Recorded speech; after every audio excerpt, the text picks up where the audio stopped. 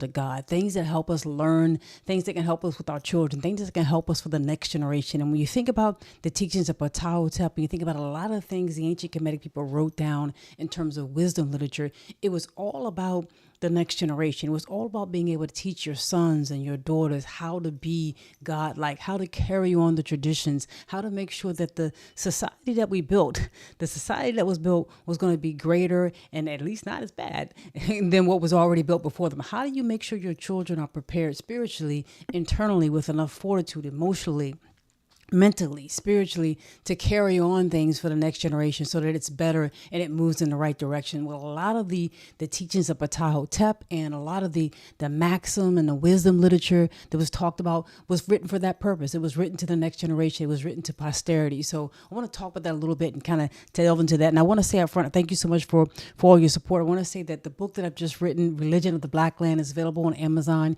You can get it in a paperback for right now for $14.99 or on Kindle for $9.99. Please support me if you get a chance to take a look at it. In the book, we talk about the teachings of Ptahhotep, and I'm going to talk about a little bit about that today, as well as the Asarian Tale and the 42 Declarations of Innocence and the Victory Stele of King Pianki. So there are a number of things that we talk about, at least 5 important documents that are of Kushite and Kemetic origin that we talk about in there and that I touch on in that book to really kind of pull out what can we get from it. So thank you so much for that. It's available on Amazon. You can get it now. I thank you so much for supporting me, and just like this video and subscribe if you find this useful. If you find this information useful, if there's nothing quite like it that you're seeing online or that you're looking at on TV or YouTube, whatever, like this channel, subscribe this, and tell to somebody about it. So share this information if you find this useful and helpful. So let's talk about Ptahhotep. And before we talk about Ptahhotep and the teachings of Ptahhotep, as we kind of dig into that, I want to dig into, because we'll dig into some of the content around it, I want to dig into when was this written? So when was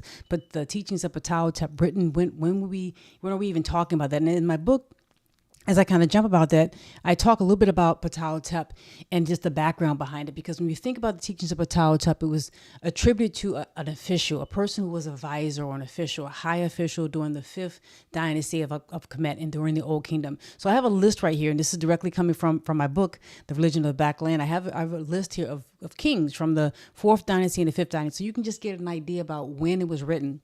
So you think about 2,500 years before Christ, 2,400 years before Christ. This is the time period that we're talking about. So it's in the 4th dynasty that you have King Khufu and the Great Pyramids and his son, Khafre with the second Great Pyramid, and his son Menkaure with the 3rd Great Pyramid. That's all happening in Dynasty 4. So you see that happening in Dynasty 4. And Dynasty 3 is when you get the Step Pyramid and things like that. And it's after Dynasty 4 that you start to get into Dynasty 5. In Dynasty 5, you have kings like Sahure, which we'll mention and talk about, who did an expedition into the land of Punt.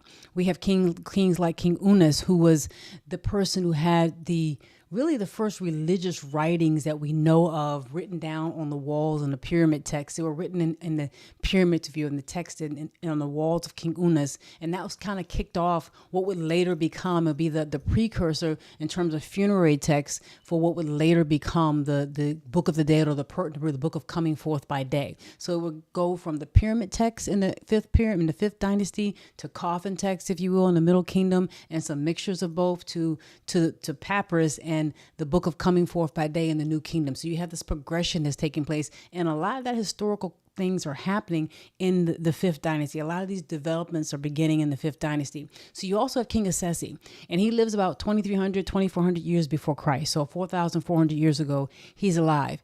And it is said, according to the inscription that starts out for Ptahhotep, according to his inscription, it is said that he is a vizier and an official under King Isesi during the 5th dynasty. Now, a lot of the surviving copies of the teachings of Ptahhotep were later copies, right? So nobody knows a whole lot about Ptahhotep and exactly who he was. They know the information from the book itself that was copied by many people after that. So when you get into the 18th dynasty, that very famous dynasty from ancient Kemet with King Tutankhamun and Amenhotep III and Ahmose I, you have a very famous dynasty, and a lot of things that they wrote down and copied from older times were things that we find out about now and we can date to older times, but they kept a lot of that tradition alive. So scribes, people who were going to school to learn how to have religious service or learn how to write so they could be in temples or serving people's lands or do all types of official things, they would copy a lot of religious texts.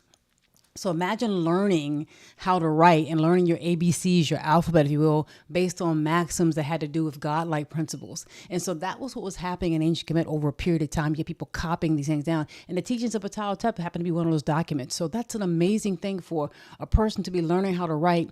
And when you're learning how to write, you're writing down, you're copying things that have to do with wisdom, things that have to do with teaching you how to be a better person and how to interact with people and to not do things that are bad. And that's kind of what the teachings of Ptahhotep kind of embody. And so I wanted to kind of share that as we kind of jump on that, because that's an interesting thing to pass on. And as I mentioned, it's the fifth dynasty. So it's the fifth dynasty in the Old Kingdom, 2,400 years before Christ, 4,400 years ago. And you have a lot of things happening in the northern part of ancient Kemet. At that time, the center of the capital was in the northern part of ancient Kemet. So I wanted to show just some visualizations to what that might have looked like and just some idea, right? So if you look at this, what I'll show right here, this is the tomb, the Mastaba of Perneb. And Perneb was an official during the fifth dynasty. So he lived around the time that the teachings of Ptahhotep was supposed to have been written, around the time that Ptahhotep was supposed to have lived, right? He lived around that time. And so this is an example of his tomb. And I wanted to give you a picture of the inside of his tomb just so you can get a feel for the architecture and the art and some of the decorations and some of the things that they talked about that were on their minds. So he was an official, as I said, right around the time of Ptahhotep supposedly be living. And so I want to give you a peek in it. So this is Perneb, and you're getting this from the Metropolitan Museum. They have his whole tomb there. They have a replica. They have actually not just a replica. They have a replica of the tomb, but they also have parts of the tomb itself. So you can actually go and walk through parts of it. You can even do it online if you can't visit there and visit them. And it's a remarkable video they have and a remarkable kind of setup. And they've opened this up to the world so you can see this. So this is Perneb, and you can get an idea in the walls of his tomb.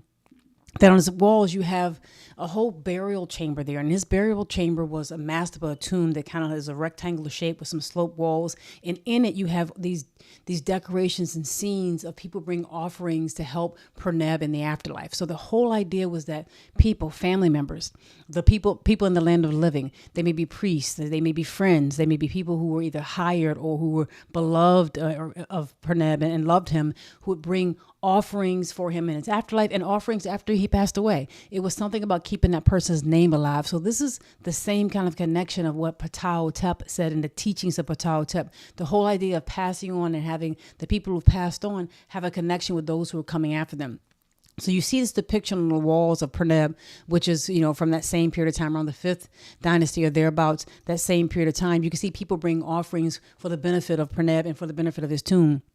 And not only do you see that, there's this incredible doorway here. If you can kind of get an idea of this doorway you walk through, and you can get to walk into it, other additional chambers that are there. And as you look at these additional chambers, you begin to see various things that are available to you in terms of an ability to be able to offer and make offerings to the person who's there. And as I kind of pull up some of this from the background here, you'll begin to see some of that information right there. You begin to see that you're be able to make offerings to the person there, and you're beginning to be able to kind of bring that person forth from a spiritual standpoint. You're communicating with the soul, you're bringing them forth, and you're giving them information, you give them things that will help them in the afterlife and hopefully resurrect them. So that whole concept of bringing that person back to life or having connection with the spirit is there, and is there on the walls of the tombs of the places in ancient Kemet 4,500 years ago. It's there. And so that concept, when you think about the pyramids, or you think about other types of tombs, it's not just the great pyramids of kings.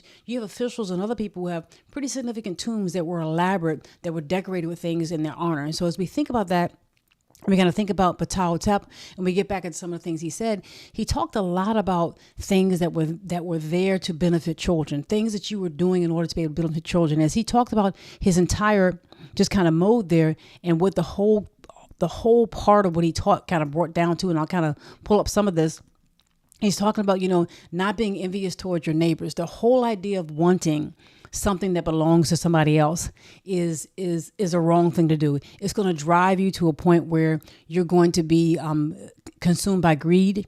You're going to have enemies. And you think about the same thing that's in the Bible, where it talks about don't covet your neighbor things. This concept was there in the teachings of Ptahhotep. Don't be envious. And he's talking this specifically to his son. He's talking specifically to his posterity, giving them advice about what they should and should not do. And as he thinks about it, and you start to talk about that, he's mentioning not only not being envious of people who of things that they have. But you understand the people you're doing business with, and that the good character of a person's child is a glory to them.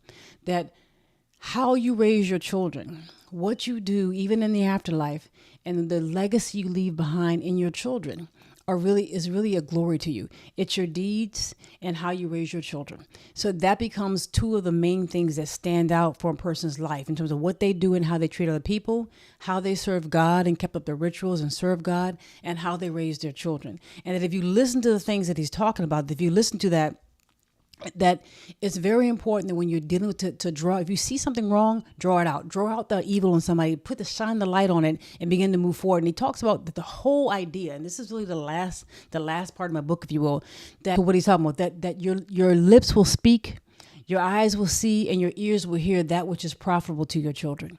If you listen to the words of Ptahhotep, if you understand and you meditate on the maxims that they were talking about, that you will begin to speak, your lips will begin to say it, your eyes will begin to see, and your ears will begin to hear those things that are profitable to your children. This was all about connecting with your children, all about connecting with God and doing things to raise the next generation. And so as I think about that, I think that's an important concept to include in our culture and to take with us. As we are trying to build societies, or we are trying to build families, the whole idea of being able to see and taking that as a value. What can I do that's valuable, that's going to be beneficial for my children? What can I do that's going to be beneficial to our society? And letting that be something that's of paramount importance in your home and our culture and our society. Imagine if that was a value that we had that stood out.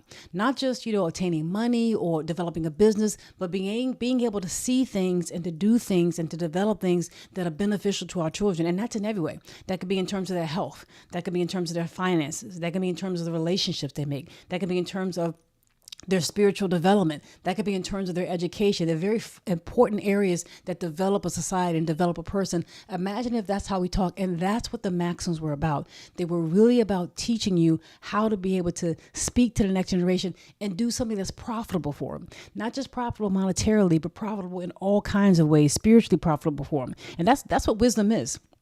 That's what wisdom comes down to. So, I kind of want to share that because I think it's something that we drive home, and I'm going to be looking at and not just talking about this in a surface way, really trying to figure out how can we start to really take actual maxims, actual ideas and apply it to us today? How can we not just talk about it, right? How can we begin to actually do these things and set up values in our cultural system so that we can impact our children, so that we can pass them on?